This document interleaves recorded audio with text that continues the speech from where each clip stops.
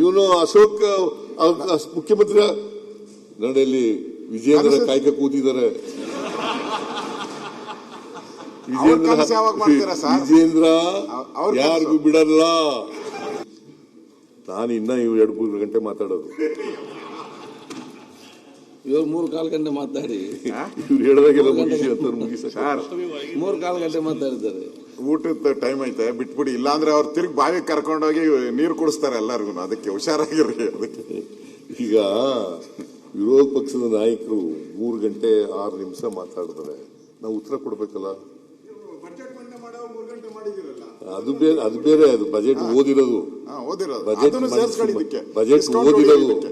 Budget ಓದಿದ್ದು it's called budget speech.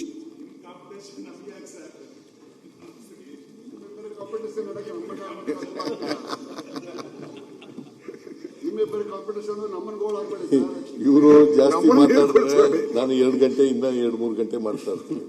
ಇನ್ನು ಕಡಿಮೆ ಮಾತಾಡಿದ್ರೆ ಜಲ್ದಿ ಮುಗಿಸ್ತೀನಿ. ಈಗ 1:15 ಅಲ್ವಾ? 1:20 ಆಯ್ತು. ನೋಡೋಣ, ಮಧ್ಯಾಹ್ನ ಮೇಲೂ ಕೂಡ ಅವಕಾಶ ಕೊಡ್ತೀರಲ್ಲ? ಕೊಡುವ.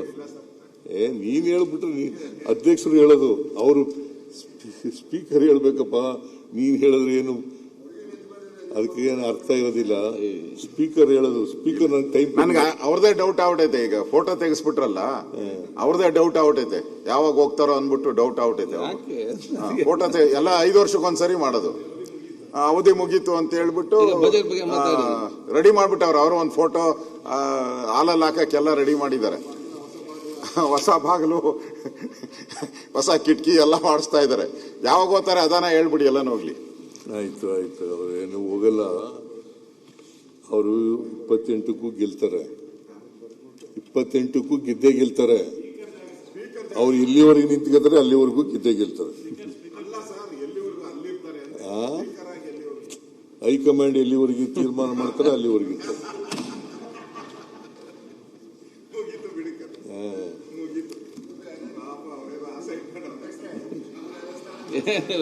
ನೀನ್ ನೋಡಪ್ಪ, ನೀನ್ ಏನೇ ಕಿತಾಪತಿ ಮಾಡಿದ್ರು ಕೂಡ, ಮಾನ್ಯ ಅಶೋಕ್ ಅವರೇ, ಕಿತಾಪತಿ ಮಾಡಿದ್ರು ಕೂಡ, ಅಥವಾ ನೀವು ಏನೇ ಅವ್ರಿಗೆ ಜಾಕ್ ಹಾಕಿ ಎತ್ತಿದ್ರು ಕೂಡ ಅವ್ರು ಏನಿಗೆ ಹೇಳೋದಿಲ್ಲ.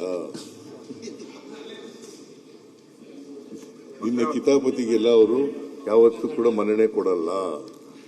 ಅಲ್ಲ, ಅವ್ರ ಕನಸುಗಳು ಕನಸುಗಳು ಇದ್ದೇ ಇರ್ತವೆ. ನಿನಗೂ ಕನಸುಗಳಿದ್ದಾವಲ್ಲ, ಮುಖ್ಯಮಂತ್ರಿ ಆಗ್ಬೇಕು ಅಂತ ಕನಸಿಲ್ಲ ನಿನ್ಗೆ? ಇದೇ ಇಲ್ವೋ?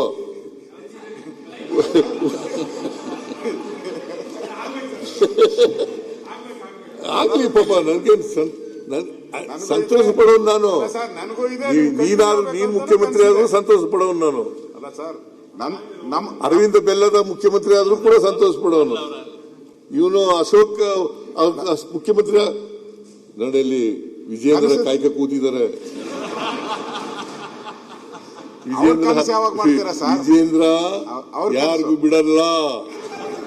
ಸರಿ, DK ಶಿವಕುಮಾರ್ ಆದ್ರೂ ಮುಖ್ಯಮಂತ್ರಿ ಆದ್ರೂ ಖುಷಿ ಪಡ್ತೀನಿ ಅಂತ ಹೇಳಿಲ್ಲ ಒಂದ್ಸರಿ. ಬರೀ ನಮ್ದು ಮಾತ್ರ ಹೇಳ್ತಿದ್ರಲ್ಲ.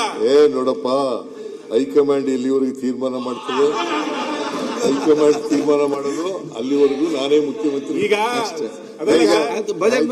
ಈಗ ನೀರ್ ಕುಡ್ಸೋದು ಕಲ್ತ್ಬಿಟ್ಟಿದ್ದಾರೆ, ತಂದೆಯವ್ರು ಕಲ್ಸ್ಬಿಟ್ಟಿದ್ದಾರೆ. ಸರ್, ನೀರ್ ಕುಡ್ಸಿ ನಮ್ಮನ್ನು ಈಗ DK ಶಿವಕುಮಾರ್ಗೂ ಒಂದ್ ಗತಿ ಆತತೆ ಅನ್ಸುತ್ತೆ. ಅಲ್ಲ, ಅಶೋಕ್ ಮುಖ್ಯಮಂತ್ರಿ ಆದ್ರೂ ಖುಷಿ, ನಾನು ಮುಖ್ಯಮಂತ್ರಿ ಆದ್ರೂ ಖುಷಿ, ಅರವಿಂದ್ ಬೆಲ್ಲದಾದ್ರೂ ಖುಷಿ, ಶಿವಕುಮಾರ್ ಆದ್ರೂ ಖುಷಿ ಅಂತ ಹೇಳಿಲ್ಲ ಒಂದ್ಸರಿ. ಯಾರಾದ್ರೂ ನಮ್ಮಲ್ಲಿ ಯಾರಾದ್ರೂ ಮುಖ್ಯಮಂತ್ರಿ ಆದ್ರೂ ಕೇಳಪ್ಪ, ನಮ್ಮಲ್ಲಿ 224 ಜನ MLAಗಳಿದ್ದಾರೆ. ಆ 224 ಕೂಡ 224 ಜನನು ಎಲಿಜಿಬಲ್. ಅವರಲ್ಲಿ ಯಾರು ಮುಖ್ಯಮಂತ್ರಿ ಆದ್ರೂ ಕೂಡ ಖುಷಿನೇ. ಯಾಕೆ ಇವರ MB ಪಾಟೀಲ್ ಆಗ್ಬಾರ್ದ, ಮುನಿಯಪ್ಪ ಆಗ್ಬಾರ್ದ, ಶಿವಾನಂದ ಆಗ್ಬಾರ್ದ, ಕೋನ್ ರೆಡ್ಡಿ ಆಗ್ಬಾರ್ದ, ದಿನೇಶ್ ಗುಂಡೂರಾವ್ ಆಗ್ಬಾರ್ದ, ಖಂಡ್ರೆ ಅವರಾಗಬಾರ್ದ?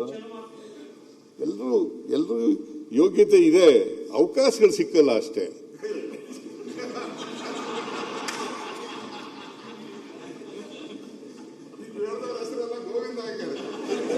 ಗೋವಿಂದ ಅವಕಾಶ ಬಂದ್ರೆ ಎಲ್ರಿಗೂ ಹೆಸರಲ್ಲ ಗೋವಿಂದ, ಎಲ್ರಿಗೂ ಅವಕಾಶ ಸಿಕ್ತಿ ಇದೆ. ಅದರಿಂದ ಮಾನ್ಯ ಅಧ್ಯಕ್ಷರೇ, ಊಟಕ್ಕೆ ನಾನು 130